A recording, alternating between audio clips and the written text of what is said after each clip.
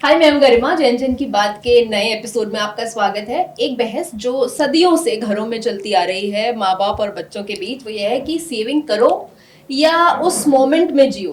Parents कहते हैं कि थोड़ा बहुत सेव कर लो, बच्चे कहते हैं कि क्या करेंगे सेव करके, let's live in the moment. और ये जनरेशन टू जनरेशन सबका पर्सपेक्टिव सेविंग को लेकर के अलग है। तो हम इस टेबल पे सारी जनरेशन को लेके बैठ गए हैं ताकि इस पर डिस्कशन कर सके। आप ही कमेंट सेक्शन में बताइएगा। लक्ष्मण जी हमारे साथ हैं जो जेन एक्स को रिप्रेजेंट करते हैं, जिन्हें बेबी बूमर भी कहते हैं, फाइनेंस के एक्सपर्ट हैं। उनसे भी आज हम इस टेबल पे बात करेंगे। बाकी खुशी से आप मिल चुके हैं, रवि हैं, मनीषा से आप पहले के एपिसोड्स में मिल चुके हैं। तो हम लक्ष्मण जी से ही शुरू करते हैं। सर, आपके मतलब कहते हैं ना, हमारे जमाने में हमारे पेरेंट्स हमें ऐसी एग्जांपल देते कि हमारे जमाने में हम इतना खर्चा नहीं करते थे, सेविंग करते थे। आप लोग क्या करते थे? मतलब कैसे आप लोगों ने इतनी सेविंग कर ली? और मैंने बहुत बार देखा है, मतलब बहुत सारे पेरेंट्स को जिन्होंने सेविंग तो खूब की है, लेकिन शायद वो अपनी लाइफ जीना मिस कर गए उस सब के बीच में। तो आप किधर खड़े? पहले तो दर्शकों को बता दीजिए कि आपने मुझे बुलाया कि फाइनेंस के हैं तो इनको बहुत पता होगा, तो मुझे बिल्कुल पता नहीं। और दूसरी बात, मैं सेविंग को बिल्कुल विश्वास करता नहीं। अरे वाह, टीम जेन ज़ी। सेविंग के लिए मैं सजेशन जरूर देता रहता हूँ लोगों को, लेकिन मैं खुद सेविंग को लेकर के बहुत जो है सो भरोसा नहीं करता। एक मिनट फोन ले लो। हाँ सर। हेलो। नहीं भाई, पैसे बचेंगे तब तो सेविंग करेगा आदमी। नहीं, पैसे बचाए नहीं मैंने। ये देखिए, इन्वेस्टमेंट के फोन आ गया। आप लोग पैसे बचाएंगे क्या कभी? बचाया हूँ एसआईपी और उस सब के सेविंग के लिए वैसे ही खर्च नहीं होते थे। नहीं, मतलब एसआईपी एक स्टार्ट कर लिया है बस। वो जो है 3-4 महीने मुझसे कह रहे हैं कि सेविंग की हो तो लाई इन्वेस्टमेंट के लिए। हम तो सेविंग के लिए इन्वेस्टमेंट कहाँ करेंगे? आपने कभी सेविंग करी? पैसे होने चाहिए सर सेविंग बिल्कुल, करने। यही बात मैंने भी कहा उसको जो पैसे- सामने वाला ये मार्केटिंग करने आया है। बिल्कुल सही बात है। पैसे हैं ही नहीं कि हम उसके अंदर बचत कर सके, खर्चा कर सके। और मतलब नहीं है, पैसे आते हैं चले जाते हैं। 1 तारीख को सैलरी आती है, 3 तारीख को पूछो यार सैलरी कब आएगी, ऐसी हालत होती है। इस बार जल्दी आ गई सैलरी, तो रवि तो आधा टाइम यही स्ट्रेस में, तो जल्दी आ गई मतलब 3 तारीख तक नहीं चलेगी। ऐसे ये चुप रहता है, ये बहुत सेविंग करती है। ये नहीं। हमारी असली जेन। सेविंग तो मतलब ऐसे होती है हमारी सर कि अगले महीने ट्रिप पे जाना है तो इस महीने खर्चे नहीं करेंगे, फिर बस इतनी क्यों? ही ट्रिप के लिए तो लोन मिलता है। अरे नहीं वैसे नहीं, अभी तो हम बहुत छोटी छोटी ट्रिप्स पे जाते हैं, तो बस इस महीने हाँ सॉफ्ट सेविंग कर लेते हैं हम लोग कि हाँ बस अगले महीने तक चल जाए, बस पता उतनी नहीं कर आपको कौन से लेते हैं। एजेंसी में समझ नहीं। मैं जब You only मेरी live पहली once. नौकरी थी तो मैं मुश्किल से हमें मिलते थे 3,000 35 रुपए सैलरी थी। अभी तो नहीं बताऊंगा, उस जमाने का बता देता हूँ। तो 35 रुपए सैलरी थी, तो मैं जिस ऑफिस में था तो वहाँ पे खाने का भी, चाय का भी, सबको कूपन मिलता था। और हम लोग चाय खाना सब उसी से करते थे। और जो लोग चाय नहीं पीते थे उनका कूपन में ले लेता था। लाओ तुम कूपन, तुम्हारे कूपन में तो मैं खाना खाऊंगा। तो महीने का आखिर में पैसे बच जाते थे। जब दूसरी सैलरी है तो कोई और पैसे हो गए। मैं बॉस को सर मुझे छुट्टी चाहिए, मैं चंडीगढ़ में था उस टाइम। कहाँ जा रहे हो? अभी तो शादी उदी भी नहीं, क्या करो जाकर? सर बहुत पैसे खर्च करने में जाकर। सारे फ्रेंड्स हमारे दिल्ली में थे। तो उस टाइम सेविंग करने को सिखाता भी नहीं था ना। तो आप जैसे लोग तो जो सेविंग को लेकर चर्चा करें, तो ये तो करिए पैसे बचते नहीं है, सेविंग के लिए सोचना पड़ता है, बड़ा मुश्किल है। लेकिन पैसे कितना चाहिए सेविंग कर लेंगे आप? सर मान लीजिए कितने आपकी जितनी सैलरी आपकी जितनी सैलरी उसके बाद फिर मैं सेविंग करना स्टार्ट कर दूंगी। पर मुझे लगता है कि मतलब जैसे जब मैंने शुरुआत की थी अपनी नौकरी की, तब 10,000 रुपए से मैंने अपनी शुरुआत की थी, आज से 10-11 साल पहले। तब भी मैं कुछ सेव नहीं कर पा रही थी, आज भी मैं कुछ सेव नहीं कर पा रही हूँ। पर बीते कुछ सालों में ऐसे हुआ है सर, मेरे अंदर ना एक डर बैठ गया है। डर इस चीज़ का कि मैं ये देखती हूँ कि मेरे पेरेंट्स जो हैं उन्होंने पूरी लाइफ हम लोगों के लिए सेविंग की। पर अगर हम उनसे पूछे ना कि आप कहीं घूमने गए या आपने लाइफ के मोमेंट्स को एंजॉय करने के लिए या खुद पे खर्चे किए, तो उनका हमेशा से ये रहता है कि हम तो सेव करने में ही रह गए, कि सेव करते गए, खर्च कहीं नहीं किया। तो अब मुझे ये डर लगता है कि पेरेंट्स की तो अपना पेंशन आती है, ठीक है, उनका तो चल रहा है, जब हम उस एज में जाएंगे हमारा कैसे चलेगा? अच्छा, आप मैंने सेविंग करनी अभी शुरू यहाँ की। पे आप मतलब उस एज में जाएंगे तो कैसे चला, अभी से प्लान करना हाँ, चाहिए, डर right? डर बैठ गया है मेरे मन में। अभी जहाँ पे उसके लिए प्लान किया था आपने, नहीं किया था तो फिर आगे प्लान क्यों करना भाई?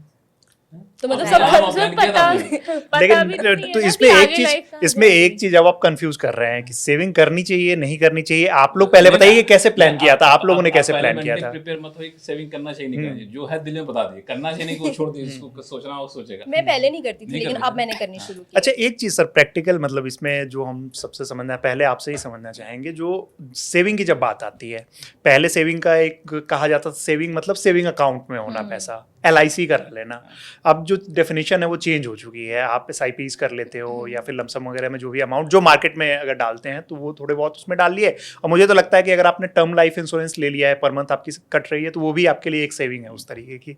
तो ये सब जो चीज़ें हैं, क्या इसका बहुत ज़्यादा स्ट्रेस लेके चलना चाहिए? क्योंकि ये लोग कहते हैं कि तुमने SIP स्टेज में स्टार्ट नहीं की थी। आप जेंजी हैं कि जेंजी अब क्रॉस करने वाले हैं? मैं बॉर्डर लाइन हूँ। इसलिए आप ये सवाल क्योंकि जो जेंजी हैं उनके लिए एकदम आईफोन लेटेस्ट वाला वर्जन, बढ़िया मॉडर्न वाला एयरपॉड, यही उनकी सेविंग है। समझे? आप ये सवाल पूछ सभी समझ गया कि आप जेंजी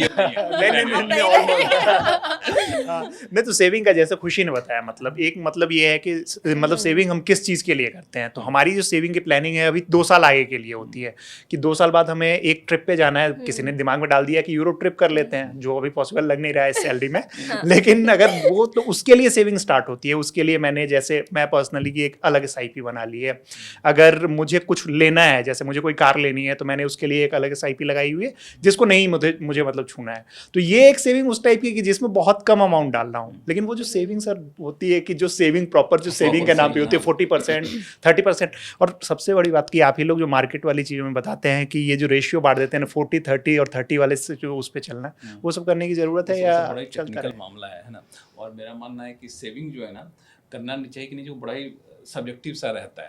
अब पहले इनसे आप पूछो, आप भी तो सेविंग नहीं करती हैं? नहीं सर, बस नहीं हो पाती। जरूरत पड़ता है बच जाता है तो ठीक है सर, हो नहीं पाता। अच्छा, पता नहीं मुझे थोड़ा सा बैक फ्लैश में जाऊंगा मैं। तो मैं किसी रिलेटिव को लेकर के मैं गया था कोविड के टाइम में हॉस्पिटल, यहीं बगल में हॉस्पिटल नोएडा में। तो वहाँ पे एक अच्छे से व्यक्ति आए, एकदम 2 BMW मर्सिडीज वगैरह लेकर के, और इतना एक ये थे मतलब पैनिक मोड में थे। उन्होंने 2 बैग रखा, पैसे रिसेप्शन वाले के सामने ढेल दी, ये पैसा है, हमें पेशेंट को बेड चाहिए। बोला बेड तो नहीं है। तो उसके बाद से एक कॉन्सेप्ट बन गया लोगों में एक कि पैसे क्या, पैसे थे भाई साहब के पास, कुछ नहीं हुआ, पैसे थे, ये हो गया, पैसे रहा वो रहा, जैसे जो पैसे खर्च कर लिया, बिल्कुल ये है। तो एक थॉट ये भी है, और जेंजी ने इस चीज़ को देखा है करीब से। तो जेंजी के पास ये रहता है कि भाई क्यों पैसे बचाना, जब जरूरत होगी तो कहीं ना कहीं से इंतजाम कर ही लेंगे। तो अभी जैसे इनको यूरोप टूर जाना है, यूरोप टूर के लिए पैसे मांगेंगे तो मैं तो दूंगा नहीं। सही बात अगर है, ये हाँ। कह देंगे सर मैं बीमार हूँ, पैसे की जरूरत हो, तो मैं कहूँ हाँ यार मेरे पास नहीं है, आपसे लेके दे देंगे, आपसे लेके दे दूंगा, दे दूंगा। तो यूरोप टूर के लिए जो पैसे बचा जो खर्च कुछ कर लिया करीब। पर सर मेरा एक सवाल है, मतलब जैसे जेंजी का ये मानना है कि लिव इन द मोमेंट। तो मैं मान लीजिए गॉड फॉरबिड कोई इमरजेंसी आ जाती है आपकी लाइफ में, जिसके लिए आपने पहले से सेविंग नहीं करके रखी, मतलब आपने अपने यूरोप टूर के लिए, अपनी गाड़ी के लिए, फ़ोन के लिए, सबके लिए अपने SIP बना रखे हैं सब कुछ, लेकिन आपके लाइफ में कोई इमरजेंसी आ जाती है, जैसे तुम लोग बोलते हो जेंजी का ये मानना है कि लिव इन द मोमेंट, तुम स्पेशली बहुत स्ट्रिक्टली बोलते हो कि नहीं भाई मुझे नहीं करनी सेविंग, तो फिर ऐसे सिचुएशन में क्या करोगे तुम? मेरा तो सबसे पहले ये मानना है कि इमरजेंसी से पहले आपको ये पता है कि आगे 1 घंटे में आपकी लाइफ में क्या होने वाला है। क्या आप मानते हो कि आपको पता है कि आप 1 घंटे बाद आप घर पे हो गया, ऑफिस में हो गया, कहीं और हो गया, आपको ये नहीं, जो कहना चाह रही हो वो लाइफ का कोई भरोसा है ही नहीं सर। आप यहाँ बैठे हो सकता है अचानक से आपने एक जो- घंटे बाद आपको मेल है कि आपको मैनेजिंग एडिटर बना दिया था किसी कंपनी तो यही तो किसी को पता नहीं है, उसे पता नहीं है ना लाइफ का। अगर मुझे मैनेजिंग एडिटर बना दिया तो मैं तो अभी ये भी- तो वो ये भी तो- पैसे लेके मैं फिर घूमने जाऊंगी ना ऐसा भी हो उसके सकता बाद। है, इसीलिए तो यही बिल्कुल 1 घंटे बाद क्या अच्छा भी तो हो सकता है। आपने जैसे कोविड वाली बात कही, कोविड के बाद से ही अगर जैसे हमारी फैमिली, हम अपनी अपनी फैमिली है या हमारे जो रिलेटिव्स वाली फैमिली है, हमने कई ऐसे लोग देखे हैं जो मतलब आज शाम को हमारे साथ बैठे और कल सुबह हमें अब वो हम उनसे दोबारा कभी मिल ही नहीं सकते। उन्होंने कितनी प्लानिंग की थी अपनी लाइफ के लिए कि ये मैं 40 साल का हूँगा तो ये घर बनाऊंगा, उसके बाद मेरे बच्चे यहाँ पढ़ेंगे, मेरे बच्चों की शादी में ऐसा होगा, लेकिन आज वो इंसान हमारी लाइफ में नहीं है। मेरे पास ऐसे एग्जाम्पल है जो सुबह जाके चाय की दुकान बैठता था कि भैया 2 रुपए के पेटीएम कर दिए, मेरे पास पैसे नहीं है, और आज की तारीख में करोड़पति बना बैठा है। ऐसे भी लोग हैं। तो वो इसलिए बिल्कुल ऐसा सोचना ही नहीं है ना, हमेशा पॉजिटिव सोचिए और अच्छा ही होगा। ऐसे केस कितने होंगे आपके पास? 1-2 होंगे। तो सिर्फ जो पॉजिटिव ही तो करोड़पति- सोच के कि अभी जो पैसे खर्च करो ना यार, एंजॉय करो अभी, यही तो हाँ, मैं पॉजिटिविटी इसीलिए है। सेविंग को लेकर एनकरेज इसलिए नहीं कर रहा था क्योंकि इंडिया में जितने भी सर्वे हुए वर्ल्ड ओवर, तो सबको सेविंग की याद पता है कब आती है? जब 40s में आ जाते हैं तब याद आती है। उससे पहले लोगों को लगता है जो है सो ऐस मौज, जैसे मैंने कहा ना भाई नौकरी थी, खर्चा करने चंडीगढ़ दिल्ली आते थे, यहाँ खर्च करेंगे, फिर जब लगे 2-4 रुपये बचे हैं तो 50 रुपये कर्जा लिया, फिर चला गया चंडीगढ़ यहाँ से। तो उस एज में लोग वही करते हैं। तो मुझे जब आप लोगों ने कहा कि सेविंग की बात, मुझे मन में एक दुविधा सी थी कि मैं आप लोगों को बताऊं कि नहीं सेविंग करने के लिए। जो अभी सेविंग करो यार, अपना ये एज है, उसके एक्साइटमेंट, उसके एंजॉयमेंट को आप लोग मिस कर दो, फिर सेविंग करना। अच्छा, फलाने ने कहा था सेविंग करना, क्यों भाई? आगे शादी होगी तो फिर हमें बच्चों की पढ़ाई होगी। तो क्या हम इस लाइफ को ना जिए क्या? जैसे कि मैं मान के चलूँ कि देखो 5 साल बाद तो मैं और बूढ़ा हो जाऊंगा, 60 साल में तो मैं बिल्कुल चलने फिरने की स्थिति में रहूँ कि ना रहूँ। ऐसा करता हूँ, अभी डंडा लेके चलना शुरू कर दूँ। ऐसा करना है, नहीं करना, लेकिन सेविंग करना चाहिए, मेरा अपना शुरू से मानना है। क्योंकि हम लोग सबसे बड़ी गलती यही करते हैं कि 40 की उम्र में जाकर सेविंग की सोचना शुरू करते हैं, और तब सोचना शुरू करते हैं जब खर्च सामने दिख रहा हो। जैसे उन्होंने कहा ना कि हमें यूरोप जाना है टूर पे, कहीं छोटे ट्रिप पे जाना है, तब हम अभी से 2 महीने बाद जाना है, अभी से सोचना शुरू करते हैं। लेकिन हम लोग दूर की नहीं सोच पाते हैं, या फिर मौका नहीं मिलता है, या फिर लगता है कि यार पैसे कम पड़ रहे हैं। तो जैसे इनसे पूछा ना पैसे कितने चाहिए सेविंग करने के लिए, तो इसकी कोई सीमा है ही नहीं। आपके पास 100 रुपये हैं तब भी सेविंग कर सकती हैं, 1 लाख रुपए तब भी सेविंग कर सकती हैं, 1 करोड़ रुपए तब भी सेविंग कर सकती हैं। अच्छा हाँ सर, सेविंग- इसी बात में एक सवाल मैं आपसे हाँ। पूछती हूँ कि चलो मैं है ना, जैसे मैंने 2 साल से ये सोच के पैसे सेव किए कि मुझे घर लेना है, तो जो 2 साल पहले उस घर की जो रेट थी और उसके हिसाब से मैंने पैसे सेव किए, और 2 साल बाद अगर मैं वही घर वापस लेने जा रही हूँ, उसकी तो रेट बढ़ गई है, फिर मैं और सेव करूंगी तो फिर उसकी रेट बढ़ेगी, उसका कैसे करेंगे हम? बिल्कुल नहीं, बहुत सिंपल सवाल है। आप 2 साल बाद 2 साल पहले सोचा घर खरीदना, अभी से पैसे बचाना शुरू हाँ। करते हैं, आपने उसी टाइम घर क्यों नहीं ले लिया? क्योंकि पैसे नहीं थे उस टाइम। पैसे क्यों? पैसे कहाँ चाहिए तो घर खरीदने के लिए? किसने कहा पैसे चाहिए होता तो है? क्या चाहिए सर? लोन चाहिए। लोन चाहिए होता है। लोन चाहिए तो सर कितना 50% कितना डाउन पेमेंट करना नहीं, है? 20%, 20% डाउन 20%, हाँ। पेमेंट। 1 करोड़ का क्यों अगर- घर लेंगे भाई? सर आप- कितना फ्लैट 2 BHK नहीं, कितना क्यों आएगा लेंगे नोएडा फ्लैट में? 2 BHK? हम क्या क्यों लें? लेंगे? हम 1 BHK ले लेंगे। वन हाँ, BHK 1 BHK सर, हाँ, हाँ, 1 BHK जनता की फ्लैट ले प्राइस लेंगे भाई, हमें जनता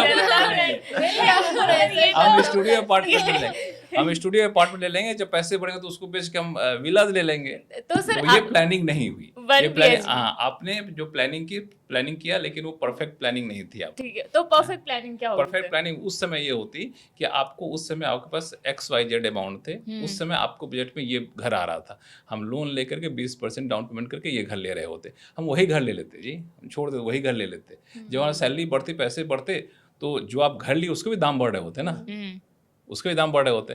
तो वो आपने नहीं किया, आपने पैसे बचाना शुरू कर दिया, घर के दाम भागे जा रहे थे। मतलब यहाँ आपका पैसा, यहाँ घर, दोनों को जो फासला वैसे ही बना रहा, और फिर जो है सो आप बाद में पछता रही हैं। अब मैं थ्योरेटिकल बातें बिल्कुल नहीं कर रहा हूँ, प्रैक्टिकल बातें कर रहा हूँ। मैंने जब घर लिया था, जिस घर की कीमत 30 लाख रुपए थी, आज उस घर की कीमत 2 करोड़ रुपए है। और मेरे सामने लोग हैं कि नहीं ये तो हम इसमें रह ही नहीं पाएंगे, फैमिली के साथ, फैमिली मना कर रही, मैं वो वाला घर लूंगा, थोड़ा सा पैसे और आ जाए। तो अभी तक उन्होंने घर नहीं लिया, क्योंकि जब वो वाला घर तक पहुंचे, तब तक वो घर जो कहीं और जा चुका था। तो ये होता है प्लानिंग इसी को कहते हैं। तो इसलिए मेरा मानना है कि सेविंग जो है एक हैबिट में डाल देना है। कि मान लें किसी को स्कूल में जा रहा है बच्चा, पॉकेट मनी आपको मिल रहा है, तो मम्मा ने 100 रुपये दिए पॉकेट मनी, अगर आप में हैबिट है तो आप उसी में से 10 रुपये अपने गुल्लक में डालते जा रहे हैं, वो भी सेविंग हो सकती है।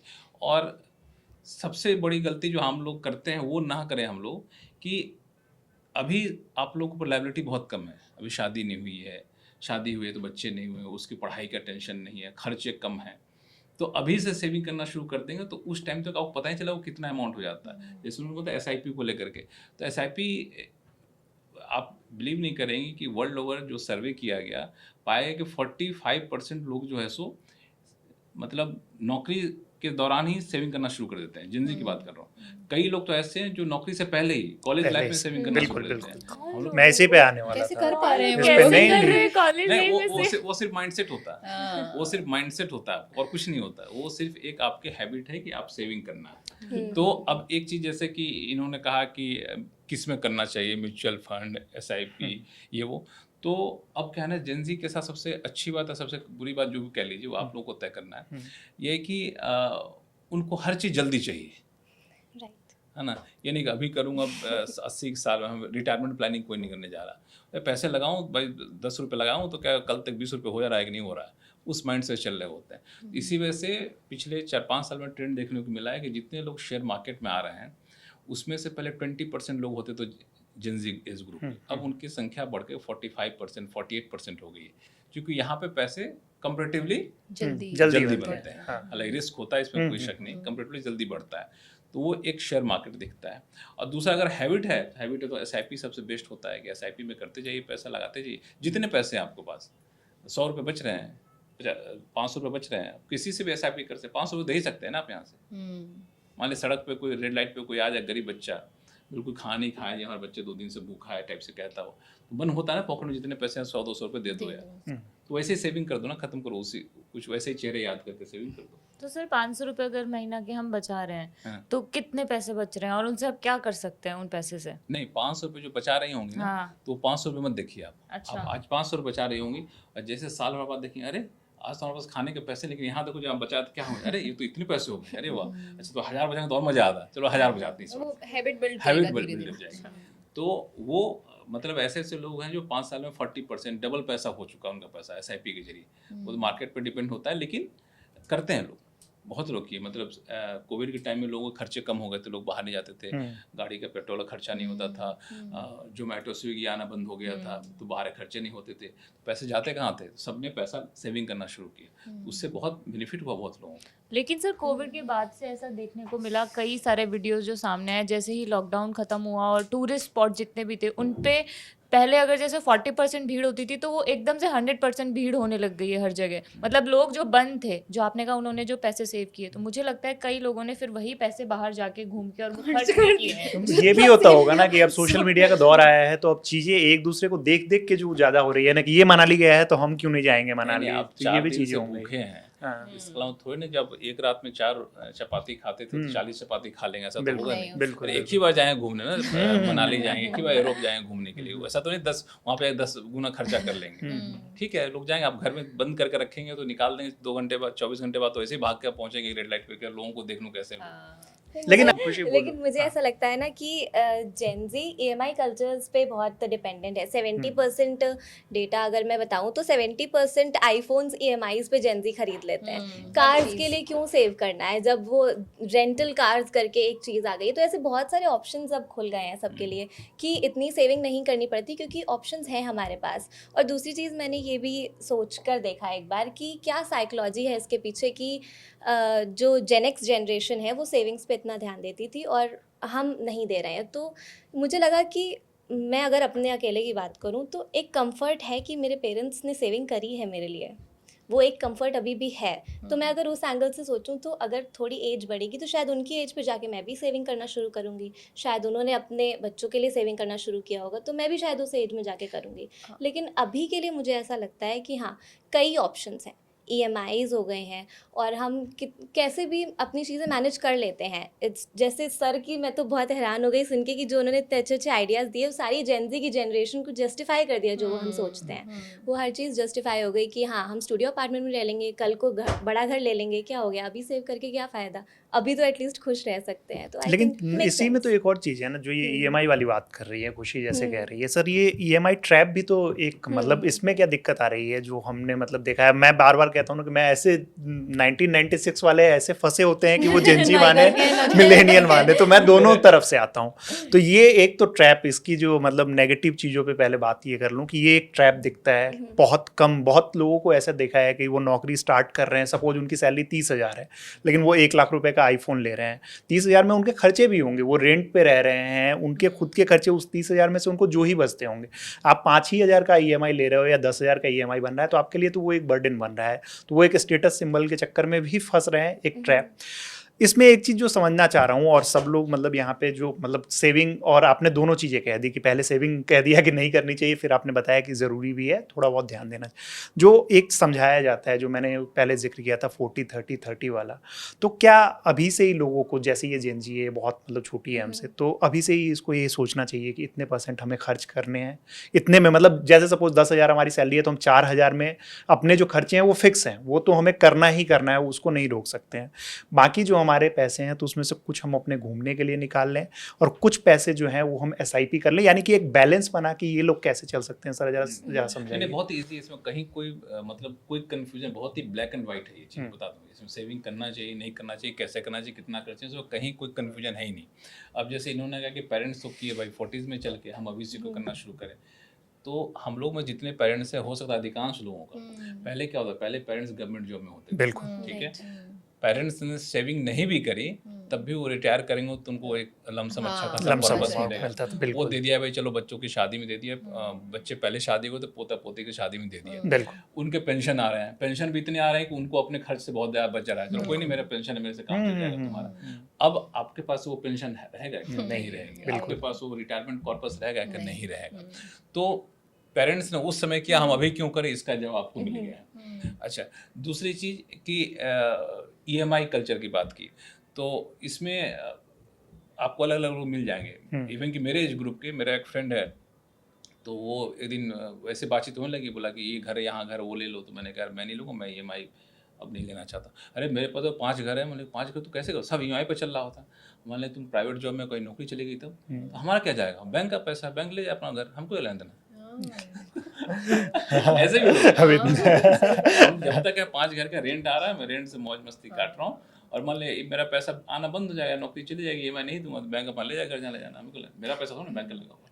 तो एक स्कूल ऑफ थॉट ये भी है। हाँ, तो ऐसा नहीं कि EMI बुरा है। अगर EMI सोच के हम लोग EMI से भागते तो आज बहुत लोगों के पास घर नहीं होता, बहुत लोगों के पास गाड़ियाँ नहीं होती।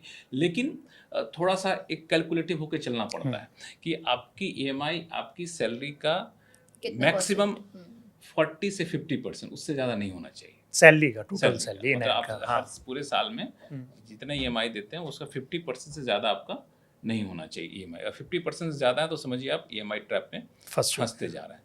और दूसरी चीज़ की EMI आप किस चीज़ के ले रहे हैं, घर के ले रहे हैं तो घर के EMI आपके एप्रिसिएशन बढ़ता जा रहा है।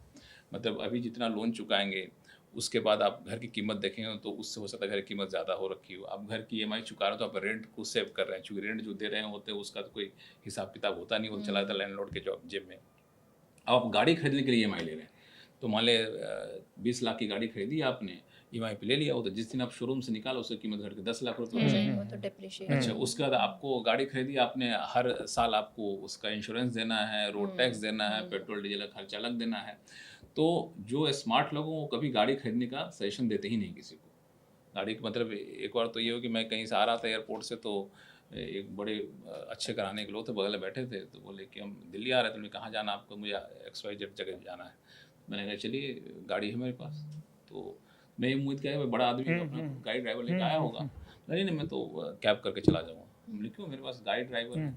नहीं मैं तो गाड़ी ड्राइवर रखता ही नहीं। मैं शुरू से पूरा हिसाब समझाया कि देखिए गाड़ी इतने का लूँगा, इतना डिप्रिसिएशन होगा, इतना ड्राइवर खर्चा जाएगा, इतना रोड टैक्स जाएगा। हमने कहा हम लोग तो ऐसा सोचे नहीं कभी, जब कोई पैसा वाला पार्टी है तभी सोच रहा है। तो एक हैबिट की बात है। तो EMI 50% 40% ज़्यादा ना हो। और जो रेशियो आपने बताया 40-30-30, वो दरअसल रेशियो आपके एज के हिसाब से बदलता जाता है। हाँ, जैसे जैसे आप मतलब कहा जाता है कि शेयर मार्केट की भाषा में कि शेयर मार्केट में कितना पैसा लगाना चाहिए रिस्की एसेट में, शेयर मार्केट में, और कितना पैसा लगाएं जहाँ पे आपका फिक्स्ड रहे, कि फिक्स डिपॉजिट है वहाँ पे नहीं जाएगा, गोल्ड है नहीं जाएगा। उसमें ये होता है कि आप अपने एज को 100 से कैलकुलेट करिए। मान लिया जाए आपकी एज 30 है और 100 हो गया, तो 100 माइनस 30 कितना बचा, 70। तो 70% पैसा आप लगा दीजिए share market, mutual fund, risky asset में। अच्छा, ठीक है। 30% लगा दीजिए गोल्ड में। आपकी एज हो गई 40, तो कितना बच गया है, 100 माइनस 60 लगा दीजिए आप शेयर मार्केट इधर। ऐसे 60 आपकी एज हो गई तो कितना बच गया, 40 लगा दीजिए आप रिस्की एसेट में, और 60 लगा दीजिए आप जो एकदम फिक्स। हाँ। ऐसे जैसे एज आपका 100 के नियर जा रहा है, वैसे वैसे अपने एसेट का लोकेशन आप चेंज करते जाइए। और ये बहुत ही मैं सेट फार्मूला है, सारे इन्वेस्टमेंट एडवाइजर मोरलेस ये फार्मूला दे रहे हैं। मैं इन्वेस्टमेंट एडवाइजर नहीं, इसलिए मैं बता दूं कि इन्वेस्टमेंट एडवाइजर के अपने सलाह होते हैं। ये फार्मूला होता है, इसके तहत आपको जाना चाहिए। मतलब छोटा सा एग्जाम्पल देखिए ना आप, कि 10 साल पहले गोल्ड में कोई सेविंग कर रहा होता तो कहाँ जा चुका होता। सही बात है। 10 साल पहले कोविड के टाइम में किसी ने शेयर मार्केट का ना बहुत गिर गया, किसी ने 15 साल पहले सेविंग कर रहा होता, 10 साल पहले कर रहा होता, 5 साल पहले, तब भी देखिए अभी शेयर मार्केट में रिटर्न पा रहा होता है। तो ये टाइम पे निर्भर करता है, और एज के हिसाब से आपका सेविंग का पैटर्न भी बदलता जाता है। पर सर मेरा एक सवाल है यहाँ पर, जैसे हम अलग अलग जनरेशन की बात कर रहे हैं और हर जनरेशन का अपना एक थॉट प्रोसेस है। एक एज तक मुझे लगा मैं कमा रही हूँ उसको खर्च करूंगी, कपड़े आ रहे हैं, पार्सल आ रहे हैं, ये पता ही नहीं है, बस जो मैंने आ रहा है खरीद रहे हैं। अब मैं उस तरफ आगे बढ़ रही हूँ कि नहीं, मुझे लगता है कि थोड़ी सेविंग तो होनी चाहिए। उस एज में जाके हम क्या करेंगे, हमारे पास तो कोई ये नहीं है। तो ये जनरेशन टू जनरेशन जैसे चेंज हो रहा है, तो क्या ये आपको लगता है कि आपने अपने समय जब आप सेविंग कर रहे थे तब उतना एंजॉय किया जितना ये जेंजी कर रहे हैं? मैंने तो सेविंग करी नहीं, बताओ। नहीं करी नहीं, वो 40s के बाद मुझे ध्यान आया, मुझे अब करनी चाहिए। अब करनी चाहिए। 40s के बाद भी मैंने 41 वर्ष के आसपास शुरू की, तब भी अभी जा करके टचवुड मतलब इतना हो जाता है कि चलो भाई कुछ पैसे तो है, तो ये हो जाता है। लेकिन इसमें एक थोड़ा सा सेंटिमेंटल आइडिया आपको देता हूँ, मतलब वो छोड़िए, फाइनेंशियल एडवाइजर की बात छोड़ दो। आप ध्यान रखो कि आपके पेरेंट्स की जवानी अगर गरीबी बीती है ना, तो कोई दिक्कत नहीं है। और पेरेंट्स का बुढ़ापा गरीबी बीत रहा है तो आप पे लानत है। आपको इस चीज पे ध्यान रखना है। Yes. आपको पेरेंट्स का बुढ़ापा गरीबी नहीं बीतना चाहिए, फिर आप किस लिए बैठे हुए हैं। इतना ही सोचे, कम से कम आप जो है सेविंग करना शुरू करें। Yes, yes, absolutely. एक और सवाल हमेशा रहता है फ्लैट्स को लेके, घर खरीदने को लेके। दो थॉट ऑफ स्कूल है इसमें। एक ये कहते हैं कि अपना घर होना चाहिए, अपनी छत होनी चाहिए, चाहे वो आप ईएमआई पे खरीदें या कैसे खरीदें। एक थॉट ऑफ स्कूल जो बहुत इधर ऑफ लेट बहुत ज़्यादा हम देख रहे हैं कि लोग जिस पे विचार कर रहे हैं, वो ये है कि हमें रेंट का घर सही लग रहा है, हमें नहीं खरीदना घर। हमको हमारी सैलरी बढ़ती जाएगी, हम उस हिसाब से अपना रेंट के हिसाब से घर लेते रहेंगे, जितना हैसियत होती जाएगी उतने बड़े घर को रेंट पे लेके खरीदते रहेंगे। क्यों बांधे खुद को ईएमआई में और ये सब? आपको क्या लगता है, क्या ये सही? नहीं, वो दोनों स्कूल ऑफ थॉट के अपने अपने लॉजिक है। एक लॉजिक ये है कि कोई भी इन्वेस्टमेंट एडवाइजर ये नहीं कहता कि घर आपको इन्वेस्टमेंट के लिहाज से लेना है। घर इन्वेस्टमेंट, हाँ, घर इन्वेस्टमेंट के लिहाज से कभी भी वो अच्छा आइडिया नहीं होता। हाँ, मतलब घर लिया आपने, मान ले 20 लाख का घर लिया आपने, 20 लाख रुपए की ईएमआई दे रहे हैं, तो करीब 20,000 रुपये जा रहा है। तो उसका जब कैलकुलेट करेंगे तो आप देखेंगे उससे ज़्यादा पैसा हमें जो है सो इन्वेस्टमेंट से मिल जाता है। इसीलिए कई लोग ये कहते हैं कि अगर आप घर ले भी लेते हैं तो जितने की ईएमआई जा रहा है उतना का आप SIP करके रखिए, तो एक समय के बाद आप घर का लोन चुका करके उतना ही पैसा आपको बचा रह जाएगा। ओ, तो मतलब ये कह रहे हैं कि जितना आप ईएमआई दे रहे हैं उतना ही SIP करके रखिए, तो दोनों चीजें पैरेलली चलिए। एक लिमिट आएगा कि घर की कीमत से ज्यादा का SIP आपके पास हो चुका है, तो ये भी स्कूल ऑफ थॉट है। तो घर जो होता है ना, घर खरीदने का कॉन्सेप्ट हम लोग के यहाँ ज्यादा है, क्योंकि हम लोग का होता है अपनी छत एक होनी चाहिए। घर है कि नहीं, किराए पर रह रहे हो जी, अच्छा किराए पर रह रहे हो, मतलब हम लोग भी स्टूडेंट लाइफ में किराए पर रहते, तो मकान वाले ये तो किराएदार हैं जी, किराएदार हैं, और फिर उनकी मर्जी के हिसाब से रहना है। रात में 10 बजे कोई गेस्ट नहीं आने चाहिए, 10 बजे गेस्ट आ रहे हैं तो किसी दूसरे की छतों के आ रहे हैं जिसका अलाउ किया हुआ है। नॉनवेज नहीं बनना चाहिए जी, है ना, बहुत सारी चीज़। हाँ, तो मेरा एक फ्रेंड था, उसके लंबे लंबे बाल थे। 10 बजे रात में आ गया वो, 10 बजे रात में आया तो उस टाइम मकान वाले कुछ नहीं, 10 मिनट बाद घूमता उसका बेटा आया, तो बोला कि भाई ये बताओ तुम्हारे घर में लड़की कैसे आ गई? फ्रेंड है, निकल जाओ, तुम दिखा दो, तुम ही हो यहाँ पे। तो ये सारी दिक्कतें होती थी। तो इस वजह से लगता है कि नहीं, घर अपना होता तो कोई नहीं बोलेगा, अपने सीने चौड़े से करके बैठे रहेंगे हम लोग। तो ये सारी चीज़ें होती है। तो घर खरीदने का कॉन्सेप्ट हम लोग का है, लेकिन मेरा अपना पर्सनल मानना है घर होना चाहिए। तो घर रहता है तो सिक्योरिटी रहती है, प्रैक्टिकल समस्या नहीं होती है। आगे चल के बच्चे होंगे, बच्चे का स्कूल का एड्रेस दिखाना, आपको घर चेंज करना होगा तो फिर आपको सारा चीज़ चेंज करना है। हर 11 मकान मालिक भी काफ़ी अवेयर हो गए, 11 महीने ज़्यादा आपको रहने देते हैं, रहता है घर पर कर ले, 11 में भटकते रहिए। अगर आप वैसे ही रहना है स्टूडेंट लाइफ से कि बोरिया बिस्तर बांधे कहीं से लेकर चले गए, वो अलग बात है। लेकिन अगर आपको अच्छे से रहना है तो होता है कि अपना घर होना चाहिए। आप इन लैंड प्रॉपर्टी इस पर इन्वेस्टमेंट के आइडिया देते हैं, लेकिन वो लोग उसमें तब करते हैं जब प्री लॉन्च ऑफर में ले लिया, यहाँ ले लिया, फिर ऐसे कर, तो फिर ट्रेडिंग पर्पज से लेते हैं। हाँ, लेकिन सर ये जो मतलब डेप्रिसिएटिंग असेट वाली बात जो अभी आपने कुछ देर पहले कही थी, कार वाली बात को लेके कि कार जो है हमें नहीं लेना चाहिए। अब मतलब अभी तक तो मैं आप लोगों के मिलेनियल वाले थॉट पे बात कर रहा था, लेकिन एक जेनजी थॉट जो मेरे दिमाग में आती है, या वो लोग जो सोचते हैं कि जो मेरा 20s है वो दोबारा वापस नहीं आने वाला है, और डेप्रिसिएटिंग असेट्स और इन सब की जब बात करेंगे तो बहुत सारी ऐसी चीज़ें हैं, लेकिन वो जब शौक पूरे करने की बात आती है, आप सब कुछ को साइड कर दो, भाई हम अपने शौक कैसे पूरे करेंगे? अब जैसे मैं पेरेंट्स पे बर्डन नहीं डालना चाह रहा हूँ कि मुझे 10 लाख की कार लेनी है तो आप मुझे 8 लाख रुपए दो, 2 लाख मैं अपने तरफ से, वो भी नहीं मैं करना चाह रहा हूँ। मैं चाह रहा हूँ कि मैं खुद से लूँ, अपने पैरों पे। जनजीत चाह रहे हैं कि बहुत जल्दी खड़े हो जाएं। अब उसमें मैनेज करने वाली चीज़ तो आपने समझा दी कि ऐसे ऐसे मैनेज कर सकते हैं, लेकिन अब ये सोच ले दिमाग में कि वो डेप्रिसिएटिंग असेट्स है, हम उसको EMI पे ले ही नहीं, तो हम फिर कैसे शौक पूरे करेंगे? बिल्कुल है ना, लीजिए, सारे शौक पूरे करिए। शौक बड़ी चीज़ है भाई, क्यों नहीं लेंगे? सर आप तो दोनों तरफ हाँ, ये बिल्कुल है। हाँ, अब आपकी सैलरी मान लिया 1 लाख रुपए फॉर एग्जाम्पल, 1 लाख रुपए आपकी सैलरी, ठीक है। तो आपने देखा जैसे 1 लाख रुपए सैलरी है, इसमें कुछ बचा पा रहा हूँ कि नहीं बचा पा रहा हूँ, तो हमने चलो जी 10,000 रुपए सेविंग कर लिया। हमारा खर्चा कितना है? खर्चा हमारा 30,000 रुपए, 30,000 रुपए हमने खर्चा कर लिया। इसमें आपको ध्यान देना है कि हमारी सैलरी जितनी है उसके हम साल भर तक का सैलरी अपने पास है कि नहीं। अच्छा, बहुत कंजर्वेटिव है, balance 6 महीने की सैलरी है कि नहीं हमारे पास, मतलब 6 महीने नौकरी खोजने के समय तो चाहिए। हाँ, 6 महीने की सैलरी बैलेंस लेके चलने वाली 6 महीने की सैलरी है, थोड़े बहुत हमने बचत कर लिया है, उसका जो पैसा उड़ाओ। बीच लो। आप लोगों ने कहा ना कि आप दोनों ही बातें कर रहे हैं, मैं वाकई दोनों बातें कर रहा हूँ। नहीं तो ये ऐसा लग रहा है कि मेरे यहाँ घर में कॉन्फ्लिक्टिंग साउंड। मेरे पिताजी का थॉट है कि पैसा है तो उड़ाओ, पैसे बचाने टेंशन मत लो। Oh, that's nice. उस generation में भी अगर ये सब 82 ईयर ओल्ड है, पैसे बचाओ, और उनको मैं पैसे दिखा दूंगा ना तो वो पता नहीं छटपटाते रहेंगे पैसे खर्च कैसे कर दूं इसका मैं, है ना। तो और मैं थोड़ा सा कंजर्वेटिव भी उससे है।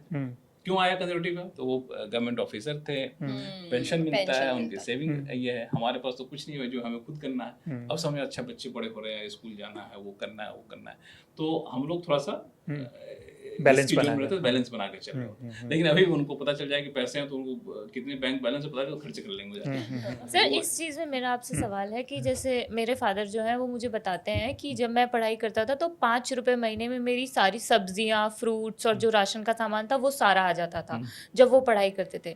तो 5 रुपए में उनका ये राशन आ जाता था और कुछ पैसे आने जाने में ऐसे करके महीने के 20 रुपए में उनका खर्चा निकल जाता था। आज जैसे हम नोएडा में रह रहे हैं तो मिनिमम मुझे लगता है कि एक बेसिक रेंट पे आप जो घर लोगे वो, उसके साथ खाना पीना आना जाना, ये मुझे लगता है 25 से 30 हज़ार रुपए हम मान सकते हैं या इससे ही ज़्यादा मान सकते हैं। और जब लोग यहाँ पर आते हैं जॉब करने के लिए तो जो बेसिक सैलरी, कई लोग ऐसे हैं जो जिनको ऑफ़र की जाती है वो 12,000 15,000 होती है। तो उस पैसे में वो कैसे तो पैसे सेव करेंगे, क्या वो अपनी लाइफ भी जी पाएंगे? और है ना, मतलब सही से जो शौक वाली लाइफ होती है ना, तो वो और शौक वाली लाइफ क्या होती है बेटे? सर घूमने जाना या दोस्तों के साथ पार्टी करने चले कहाँ गए जाना? तो हाँ बोलिए आप। तो सर जैसे किसी की अगर सैलरी 15,000 है तो मुझे नोएडा में रहते हुए 6 साल हो गए हैं। जो मैंने स्टार्टिंग की थी पीजी से, तो पीजी में मैंने स्टार्टिंग की थी 4 लड़कियों का जो रूम था उसका किराया था 7,500 रुपये विद फूड वो देते थे। और वो खाना मुझे लगता है कि अगर जैसे आपकी मजबूरी है ना बहुत कोई, तभी आप वो खाना खा सकते हो, अदरवाइज या तो खुद बनाओ या फिर कुछ और आप एडजस्ट करो। तो 7,500 रुपये रेंट होता है, उसके अलावा आपकी इलेक्ट्रिसिटी होती है, ट्रांसपोर्टेशन होता है, घर का खाना होता है, कुछ आप फ्रूट्स भी खाओगे, ऐसे करके वो खर्चा पहुंच जाता है 15,000 तक। इसमें ना तो मैंने कोई एक्स्ट्रा खर्चा किया, जो शॉपिंग हो गई, पार्टी हो गई, कहीं घूमना हो गया, और मेरी सैलरी ही 15,000 है। इस 15,000 में से आपको कहाँ गुंजाइश लगती है कि यहाँ से आप ऐसे बचा सकते हो पैसे? अच्छा मान लिया जाए कि कंपनी का है कि कॉस्ट कटिंग कर रहे हैं जी, हम आपकी सैलरी 15,000 से घटा के 12,000 कर रहे हैं, तो आप क्या करोगे? घर से मैं कुछ महीने हेल्प लूंगी और उस जॉब को छोड़ के दूसरी जॉब पे जाऊंगी। दूसरी जॉब पे जाए? हाँ ठीक है, तो दूसरी जॉब पे जा रहे हैं तो क्यों जा रहे हैं? क्योंकि मुझे ज़्यादा जो पैसे चाहिए। थोड़े ज्यादा पैसे चाहिए। थोड़े ज्यादा पैसे, वो जो ज्यादा पैसे चाहिए वही आपकी सेविंग है ना। हाँ तो सर वो तो जब मैं स्विच करूंगी तब होगा ना मेरे पास। स्विच करिए ना भाई, कौन सी यहाँ बैठ के तुम्हें कह रहे हैं स्विच करने के लिए। जो है प्रेशर की जॉब अब की रही बात की 12,000 आप बात घुमा रहे हो मेरी सर, आप तो मुझे ऐसे घुमा रहे हो, इसमें इन्वेस्ट नहीं कर सकते तो इसमें तो इन्वेस्ट कर भी करो सर, आप घुमा रहे हो। दूसरी बात रही बात की सैलरी 12,000 रुपए क्या कर लेंगे, तो 12,000 बहुत होता है भाई। 12,000 रुपए एक मतलब डिसेंट है लाइफ के लिए सर। बहुत होता है। अगर मेरी बात पे आपको शक हो तो आप नीचे उतरिए, लिट्टी चोखा बनाने वाले बिहार की एक फैमिली, उससे पूछे कितना कमाते हैं वो लोग, और उसके बच्चे अच्छी फैमिली के बच्चों से ज़्यादा तंदुरुस्त दिख रहे होते हैं, मिट्टी में रहते हैं, खुलते रहते हैं, तो वो कोई लिमिट ही नहीं है। आप लोगों ने पता नहीं पढ़ा है कि नहीं पढ़ा हिंदी वगैरह, उसमें बड़ा अच्छा था, एक मैं लाइन भूल गया, नहीं इंग्लिश का था, शेक्सपियर का लाइन थी, जो भी है उसका मतलब ये था कि आपको जब लगे कि हमारे पास बहुत पैसा हो रहा है तो अपने ऊपर वाले को सोचिए, बस देखिए, बस हाँ। नीचे एक बार बहुत गरीब हो तो अपने तो नीचे वालों को देखिए। तो आप देखो कि ऐसे भी लोग हैं जो यहाँ पे हनुमान मंदिर के सामने भंडारा चल रहा होता है, गाड़ियाँ रोक रोक के खा रहे होते हैं। क्यों भाई? क्योंकि आज का हमारा 200 रुपए का लंच का खर्चा बच गया, 150 रुपये अभी खर्चा। तो हम लोग भी प्लान कर रहे थे, अभी हम लोग भी प्लान कर रहे खाने थे, का मैं जाके खा के आई हूँ हम लोग सर। प्लान हाँ, कर रहे थे। नहीं, मैं दिल्ली आया था, तो दिल्ली में आप आते हैं तो कैसे आए थे? पहली बार दिल्ली कैसे आए थे आप? कहाँ रुकी थी आप? मैं फर्स्ट टाइम जब दिल्ली आई थी तो भैया भाभी के यहाँ आए थे भैया हम भाभी के, आप कहाँ कॉलेज रुके थे? मैं अपने पड़ोसी के यहाँ भैया रहते थे, ठीक है। उनके यहाँ आके रुके ठीक थे, और वो भी 4-5 लोग कमरे में रहते ठीक थे। है। हाँ। और मैं जब दिल्ली आया तो मेरा कोई जानने वाला नहीं था। मेरे पास, मेरे पिताजी के रेलवे में थे तो उनके पास मिलते थे, रेलवे पास। तो मैं नई दिल्ली स्टेशन पे 48 घंटे रुक गया वेटिंग रिटायरिंग रूम में। तो आई रिटायरिंग लेडी थी, लेडी बोली कि भैया 48 घंटे तो आज ट्रेन कौन सी है? मैं ट्रेन छूट गई, जा रहा हूँ कहीं और से। फिर जाकर पुरानी दिल्ली में 48 घंटे रुका, ओह। और तब जा करके मैंने सारे दिल्ली यूनिवर्सिटी के कॉलेजेस में एडमिशन में अप्लाई किया। उस टाइम याद होता था हर जगह जाइए, हर कॉलेज में अलग अलग जाकर अलग-अलग। अप्लाई करिए। उस टाइम सिखाया था हमारे एक जानने वाला, जाकर ना स्टाफ है तो तुम्हें कर देगा। स्टाफ को मतलब क्या तो मुझे पता ही नहीं था उसको। हाँ। मैंने 1-2 जगह चलाया तो छोड़ दिया। तो जब पूछ रहा कहा का स्टाफ, मैंने कहा भाई पता नहीं किस चीज़ का स्टाफ, पैसे लाओ। स्टाफ हूँ। तो 1.5 रुपये 2 रुपये बस टिकट था। तो मैंने गुजारी जिंदगी ना भाई। हाँ। और कुछ लोग ऐसे भी होंगे जिनके पास रेलवे के पास है तो वो सड़क पर बिताए होंगे। ऐसा क्यों करते हैं? हर किसी का अपना, जितना आपकी क्षमता है उसे आदमी खर्चा करता है। आप करिए हम आगरा जाएंगे, हम तो खर्चा करने घूमने का मन है भाई, आगरा क्यों जाएंगे? किसी को मन है यूरोप जाएगा। अरे सर आपने समझी नहीं मेरी बात। मैं मैंने आपको कह रहा हूँ, बेसिक पे मैं सैलरी मैंने बताई। कहा बेसिक पे सैलरी आपकी जितनी, आप मान के चलो कि भाई पैसा लेके निकला हूँ मैं, किसी ने 1000 रुपये डेली, मेरा जैसे निकलता हूँ सैलरी से बाहर, कोई 1000 रुपये हमसे मांग लेता है, छीन लेता है, 1000 रुपये सेव कर लेंगे। पीएफ कटता था ना भाई। हाँ, इसमें भी आप थोड़ा सा करते हैं, कम हाँ, पीएफ भी करते करते हैं। हैं। आप हाँ। बढ़ा लीजिए पीएफ, 100 बढ़ाइए, मान के पीएफ नहीं इतना करता था। मतलब इनकम टैक्स बढ़ाते आपको तो क्या करेगा? देंगे नहीं दे सर, आपको मना कर देंगे भाई खर्चा नहीं चला मेरी तरफ। हाँ। हम लोग नहीं है सर टैक्स लैब में। आ जाएंगे ना। हाँ, आ जाएंगे। जब आएंगे तब की तब देखेंगे ना। मैं हाँ, यही वही, तो कह रही वही। हूँ सर कि जब पैसा ज्यादा आएगा तब फिर तो सेविंग पैसा करना ज्यादा, स्टार्ट कर पैसा देंगे। ज्यादा आने से किसने रोका, मैं समझ नहीं आता। मुझे ऐसा लगता है कि जब पैसा ज्यादा आता है तो फिर खर्चे भी ज्यादा होने लगते हैं। अगर आप नहीं, सेविंग तब भी खर्चे नहीं भी कर पा ज्यादा रहे हैं तब भी नहीं कर करिए, पा खर्चे रहे भी ज्यादा करिए, सेविंग भी ज्यादा करिए, आमदनी का जरिया बढ़ाइए। 2 नौकरी करनी पड़ेंगी अब। नहीं फिर? तो किसने कहा? कैसे बढ़ाएंगे? बहुत सारे तरीके हैं, बहुत सारे तरीके। आप सोचिए अपने, आपको जो आप में जो हुनर है उसका देखिए, कैसे पैसे बढ़ा सकते हैं, सोचिए। यही तो जेनजी बहुत- की सोच है हाँ, तो कि यही तो, एक्स्ट्रा बिल्कुल। जो चीजें करते हैं वो जॉब के साथ, उससे काफी पैसे आते हैं। मनीषा जिस चीज की आप बात कर रहे हो, 15,000 सैलरी और फिर उसमें वो सब, तो हाँ मैं बताऊंगी कि उस स्टेज में पहली जॉब है मेरी है, मैं पहले बता रही हूँ आपको, और उसी स्टेज में हूँ मैं शायद कहीं ना कहीं। तो जैसा मैंने एकदम शुरुआत में कहा था, हाँ अगले महीने मुझे जाना है तो बस उतनी ही सेविंग हो पाएगी। अब मुझे लगता है सेविंग एक ऐसा चीज़ है जो धीरे धीरे, अगर आपको उस अगली ट्रिप में मज़ा आएगा तो आप सोचोगे कि नहीं अब मैं और बचाऊं तो अगले महीने में और सेव कर लूं।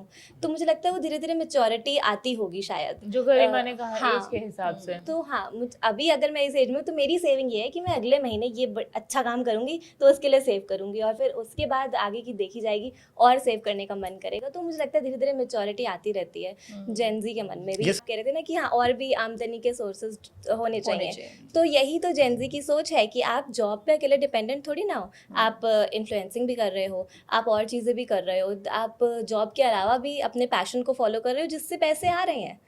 तो हाँ इससे और हम तरीके से पैसे कमा सकते हैं और उन्हें सेव कर सकते हैं, ऐसा मुझे लगता है।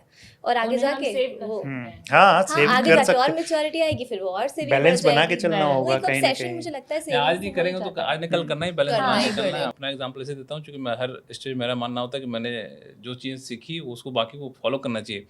मेरी जब सैलरी थी, मैं आज से 22 साल पहले की बात करूँ, CNBC ज्वाइन करना थी, 22 साल से मैं CNBC में हूँ। तो ज्वाइन करने से पहले जो मेरी सैलरी थी, बड़ा खुश था मैं, और हमारे 2 दोस्त थे, हम लोग शाम में खाते थे और अपना आराम से रहा करते थे। जैसे शादी हुई पैसे कम पड़ने लग गए। अब ऑप्शन क्या था? वाइफ को छोड़ नहीं सकते थे आप, है ना? क्या क्या सैलरी बढ़ाना है। एकदम डेस्परेट होकर मैंने एक दोस्त को फ़ोन किया, जितने दोस्त थे सारे हमारे बैच के, भाई हमें नौकरी बदलनी। बोला हाँ भाई यहाँ बदलो, यहाँ करो। अप्लाई किया, मेहनत करी। वैसे मेहनत मैंने कभी नहीं की थी 5 साल, पर उससे पहले 5 साल नौकरी कर चुका था मैं, 4 साल, कभी मेहनत नहीं की क्योंकि जरूरत पड़ी हमें। मैंने कहा पैसे चाहिए, मैं क्यों बदलना है, तो पैसे चाहिए। तो यहाँ अप्लाई किया, तो यहाँ पे सामने वाले ने पूछा, इंटरव्यूअर ने, अच्छे व्यक्ति थे, कि सैलरी कितनी चाहिए। हमने सर यहाँ जो काम कर रहा हूँ ना, पैसे की चिंता है, बाकी काम तो बड़ा अच्छा चल रहा है, तो इतना पैसा दीजिए कि पैसे की चिंता ना रहे बस। बोले ठीक है, जाओ HR से बात करो। कंजूस नहीं बनना है, सेविंग करना है। सेविंग करना है। तो ये हमारे तो आज सेविंग, के- 2 चीज़ बिल्कुल, सेविंग अभी से शुरू कर दी, बाद में सेविंग करने का मौका मिलेगा नहीं, बताया था। कभी नहीं क्योंकि मिलेगा। बाद में प्रेशर काफ़ी, अभी जितना खर्चा का प्रेशर, उससे कई गुना ज़्यादा खर्चा का प्रेशर पहले पड़ेगा।